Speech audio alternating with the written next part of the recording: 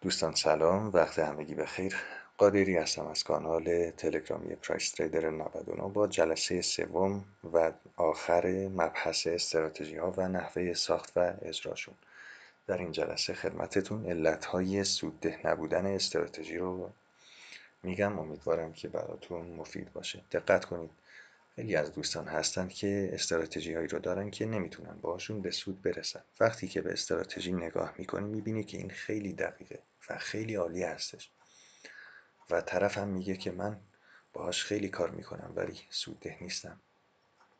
با خودش میگه که پسر، این کاملا از اسمارت مانی گرفته شده، پسر این کاملا از البروکس گرفته شده ولی سودده نیستش، به درد نمیخوره. این چه استراتژی هستش اصلا؟ این سبک چه سبکی هستش؟ برن دنبال یه سبک دیگه و همون ماجرا براش تکرار میشه.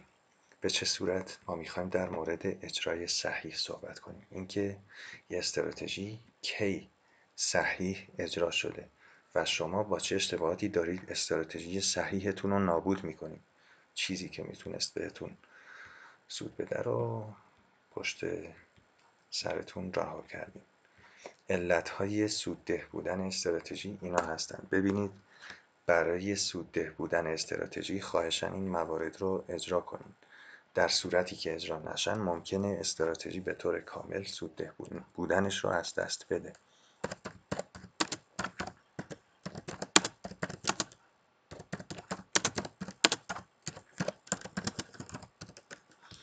این یه مورد. دقت کنید، تمام موقعیت هایی که استراتژی بهتون میده رو حتما بگیرید. این یه روز کاری هستش، اینم روز کاری دیگه. خب استراتژی میاد، چارت اینطوری حرکت میکنه و شما باید مخصوصا در تایم فریم های نیم ساعته و بالاتر، وقتی که قیمت بهتون در این قسمت یه معامله داده، در اینجا یه معامله داده، در اینجا یه معامله داده، در این قسمت یه معامله داده و در این قسمت هم یه معامله داده، در طول این 2 روز کاری، اگه میخواین استراتژیتون سودده باشه باید منظم باشین. نظمم اینجا به این معنی هستش که بتونین بازار رو کنترل کنین، تمام موقعیت ها رو بگیرین. دیگه اگه تایم فریم 1 ساعته باشه شما با گوشی هم میتونین این کار رو انجام بدین و چیز عجیب و غریبی نیستش و شما میتونین تمام موقعیت ها رو بگیرین. دقت کنید، اگه موقعیت ها رو رها کنین باعث میشه که این احتمال پیش بیاد که استراتژیتون از حالت سودده بودن خارج بشه. فارغ از نتیجه این، وقتی که بازار در این قسمت به شما معامله داد وارد معامله بشین. فارغ از نتیجه این، وقتی بازار دوباره در این قسمت طبق استراتژی، طبق اون بندهایی که در جلسات گذشته خدمتتون آموزش داده شد اینجا دوباره موقعیت داد، وارد معامله بشین. فارغ از نتیجه این، در این قسمت وارد معامله بشین و همینطور الی آخر تا روزهای بعد. در صورتی که این کار رو انجام ندین احتمالاً استراتژیتون از حالت سوددهی خارج میشه. اگر هم تایم فریمتون خیلی پایینه، مثلا 5 دقیقه یا 1 دقیقه، مثلا اینجا تایم فریم لندن هستش، خب در طول تایم فریم لندن تمام موقعیت هایی که بازار در اینجا بهتون میده رو بگیرین. اگه اینجا در تایم فریم 5 دقیقه یه موقعیتی داد بگیرین، فارغ از نتیجهش اینم بگیرین، فارغ از نتیجه اینم بگیرین. به همین صورت اگه مثلا اینجا در تایم لندن شما این دوتا رو گرفته باشین، اینو نگرفته باشین، این امروز که نه، فردا هم که نه، ولی پس فردا قطعا جوری بهتون ضربه میزنه که از استراتژی بیزار بشین. پس شرط اولیه سودده بودن استراتژی اونه که در اون بازه‌ای که طبق تایم فریم تعیینش کردین تمام موقعیت ها گرفته بشه.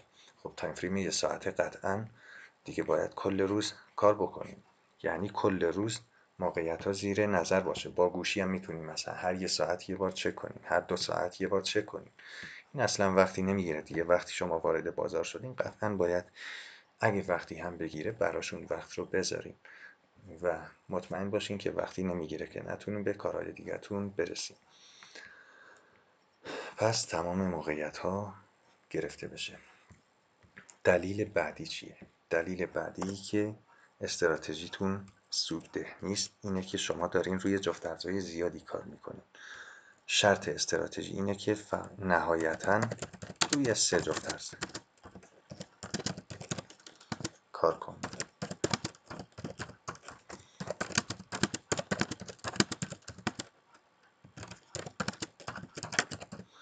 یعنی چی؟ الان خدمتتون عرض میکنم و میخوایم یه فردی رو، یه تریدری رو در نظر بگیریم که داره روی 6 تا جفت ارز به فرض مثال داره کار میکنه.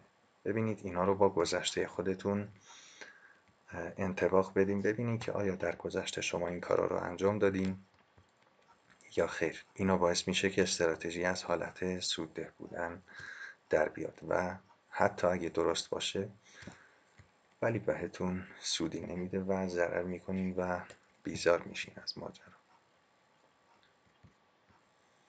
بریم برای تعیین این قسمت. قبلش من اینجا رو الان ویدیو رو متوقف میکنیم و میریم کاملش میکنیم و برمیگردیم. خیلی خوب دوستان، هر کدوم از اینا یه جفت ارز هستش. هر کدوم از این خطهای افقی یه جفت ارز هستش و اینا معاملات فرضی هستش که روی هر کدوم اجرا شده. ما معامله‌گری رو در نظر میگیریم که در طول روز سرگردان بدون اینکه 3 تا جفت ارز رو انتخاب کرده باشه میره میگرده توی جفت ارزها، هر جا استراتژیش بهش موقعیت داد میزنه. خب دقت کنید، این معامله‌گر میاد معامله اولش رو اینجا باز میکنه و استاپ میخوره رها میکنه این رو و میره برای جفت ارز بعدی. اینجا هم استاپ میخوره. دقت کنید اگه روی همون جفت ارز ادامه میداد میتونست اینجا سود رو داشته باشه. خب روی این استاپ میخوره برمیگرده، وقتی که استاپ خورد برمیگرده به این جفت ارز اولیه، اینجا هم دوباره استاپ میخوره. خب کلا روحیش به هم میریزه، میره دوباره اینجا استاپ میخوره باز، در حالی که میتونست ادامه بده و سودده باشه. و اینجا وقتی که استاپ خورد میگه که خب این چه وضعشه، اینا چیه، این جفت ارزها اصلا به درد نمیخوره، اینا نمیدونم نقدینگیشون کمه، اینا اصلا به هیچ وجه. دنبال واقعیت بازار باشیم. میره اینا رو تنها میذاره، این جفت ارزها رو، میره یه جفت ارز دیگه. خب متاسفانه روی جفت ارز جدید هم استاپ میخوره و یه روزش نابود میشه و به طور کامل روحیه‌اش رو از دست میده. این هیچ روحیه، هیچ اعتمادش هم به استراتژی از دست میده. پسر این چه استراتژی هستش که من 3 4 تا 5 تا معامله رو زدم و نشد. بازار فارکس داره خلاف جهت من وارد میشه، انگار که این بازار دشمن منه، انگار که دقیقاً میدونه من میخوام چی کار کنم، هر کاری که من میکنم رو اون داره خلافش رو انجام میده. من از دست این سیستم استراتژی ناراضیم، میرم عوضش میکنم. این چه سبکی هستش؟ دقت کنید اگه همین شخص میومد همون 3 تا جفت ارزی که در نظر داشت رو به طور منظم اجرایی میکرد میتونست برآیند مثبت داشته باشه. حالا برآیند منفی هم احتمالش هست، ولی نه به این صورتی که شما یک استراتژی رو داشتین دیگه از دستش میریم و ولش میکنیم.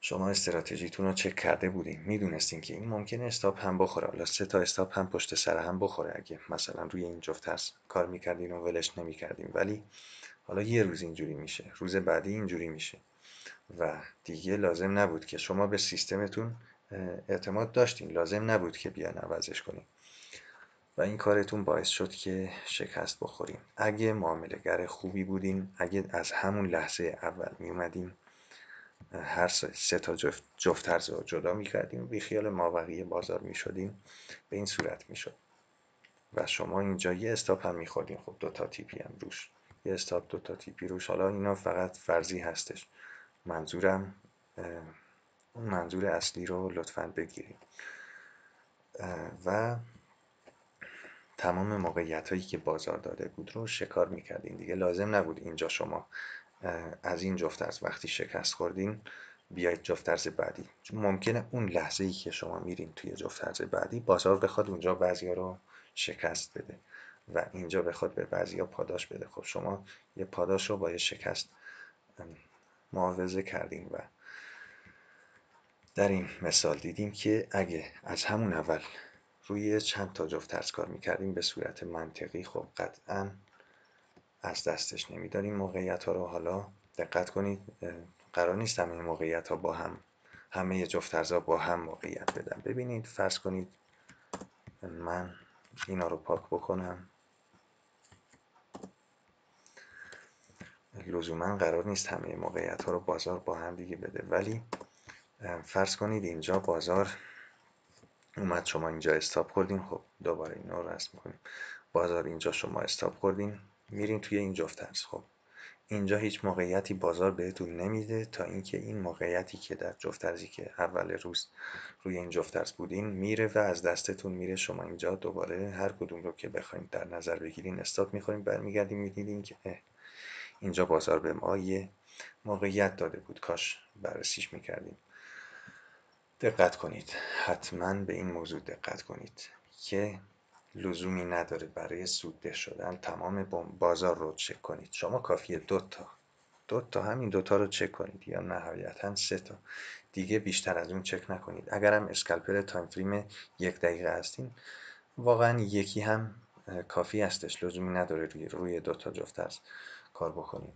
ولی اگه مثلا در تایم فریم 15 دقیقه، نیم ساعت، 1 ساعت و بالاتر، میتونید نهایتا روی 3 تا جفت ترس کار بکنید دیگه. اگه بخوایم بیشتر از اون جفت ترس رو افزایش بدین، قطعا اینو میطلبه که تمام وقت در تمام روز کار بکنیم و این مناسب ما نیستش.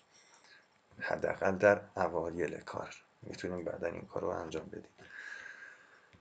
پس این یه دلیل دیگه ای بود که یه استراتژی با وجود اینکه سودده بود ولی ما اشتباه اجرا کردیم و اونو به پای استراتژی گذاشتیم و اون استراتژی درون ما دیگه هیچ اعتمادی نداره دیگه. اون اعتماد به نفسمون هم از دست رفت و باعث شد یه استراتژی که میتونست در طول روز سودده باشه برای ما به جز شکست چیزی رو بهمون تقدیم نکنه. موضوع آخری که بررسی میکنیم و یکی دیگه از علت‌ها این که استراتژی با وجود این که خیلی عالی عمل میکنه ولی شکست میخوره. به این علته که به استراتژیمون اعتماد نداریم. یعنی چی؟ یعنی ما معاملات رو طبق استراتژیمون نمیبندیم، حتی اگه طبق استراتژی بازشون کردیم ولی طبق استراتژی نمیبندیم و باعث ضرر میشن. به چه شکلی؟ فرض کنید که شخصی میاد از این استراتژی استفاده میکنه و با حمایت و مقاومت‌های استاتیک کار میکنه. خب اینجا میگه این حمایت شکست و اینجا به سمت پایین میره. خب تستش کرده و میدونه که در 100 ترید این استراتژی سودده هستش. اینجا هم هدف رو میاد قرار میده روی این قسمت، روی این کف قبلی و به فرض مثال اینجا رو به عنوان هدف قرار میده و استاپش رو هم میاره روی این قسمت. به هر صورتی که هست این یک مثال فرضیه. خب وقتی که قیمت به این قسمت میرسه اون میبنده، پوزیشن رو میبنده و تموم، بدون اینکه استاپ خورده باشه از بازار خارج میشه، یا نه پوزیشن یه مقداری وارد سود میشه اینجا میبنده. خب یعنی بدون اینکه طبق استراتژیش عمل کرده باشه، استراتژیش گفته بهش که تو اینجا معامله رو میبندی یا اینجا فقط سیو سود میکنی، ولی اون وقتی که قیمت به اینجا رسید بلافاصله میبنده، باعث میشه یه ترید خوب رو از دست بده و به این صورت شکست بخوره. همینجا میاد همین ناحیه دوباره یک حمایت استاتیک میبینه، یک حمایتی که شکسته و به این صورت میاد در این نقطه با بسته شدن کندل با استاپ این ناحیه، یعنی این سقف قبلی، وارد ترید میشه. خب استاپش رو میزنه و دیدیم که اگه به استراتژی عمل میکرد در مقیاس بزرگتر، حالا من فقط 2 تا مثال آوردم، اگه به استراتژی عمل میکرد دقیقا این مقدار سود رو میگرفت و یعنی این مقدار سود رو داشت و یه مقداری ضرر، یک ریوارد براش میموند حداقل، در حالی که استراتژیش درست بود ولی با ضررها صبر کرد، با سودها طبق استراتژی نبست و اینجاست که یک استراتژی درست اما به ضرر ختم شد و طرف دیگه تقریبا ناامید میشه، میگه که استراتژی به درد نمیخوره و میره سراغ تعویض مجدد استراتژی. در آخر خدمتتون بازم عرض میکنم هر سبکی که شما کار میکنید باهاش سودده هستش، لزومی نداره که بیان سبک‌های خودتون رو عوض کنید. کی ما یه سبک رو عوض میکنیم؟ وقتی که با روحیات ما سازگار نباشه، وقتی که نتونیم باهاش ارتباط برقرار کنیم، در اون صورت هستش که اجازه داریم سبک رو عوض کنیم. اگه فکر میکنیم با البروکس به نتیجه نرسیدین ولی با اسمارت مانی به نتیجه میرسین، یه فکر کاملا اشتباه، مگر اینکه واقعا با البروکس هیچ ارتباطی برقرار نکرده باشین و یا بالعکس. این مورد برای همه برقرار هستش. دقت کنید، شما اگه همه چیز رو اجرا کردین ولی به نتیجه نرسیدین، مشکل اینجاست که این مواردی که در این ویدیو خدمتتون عرض شد رو احتمالاً اجرا نکردین یا به اشتباه اجرا کردین. بازار خارج از اینا نیستش، برای همینه که شما در گذشته بازار میبینید که خوب نتیجه میگیریم ولی در حال بازار، یعنی در بازار لایو نتیجه نمیگیریم. به خاطر احساسات هستش، نه استراتژی. استراتژی همونی هستش که شما در گذشته بازار به خوبی ازش نتیجه میگیریم ولی در حال نتیجه نمیگیرین. چرا؟ چون که براتون احساساتش رو نمیتونین تحمل بکنین و خلاف اون چیزی که باید انجام میدین. حتما این موارد رو دوباره، این ویدیو رو دوباره از اول ببینین و اجرا کنین. تا 100 ترید هم روی یک استراتژی عوض نکردین، دوباره تکرار میکنم، تا 100 ترید رو انجام ندادین در مورد مقدار برآیند قضاوت نکنین. من همتون رو به خدای بزرگ میسپارم. امیدوارم که سال خوبی رو کنار خانواده های محترمتون داشته باشین. تاریخ ضبط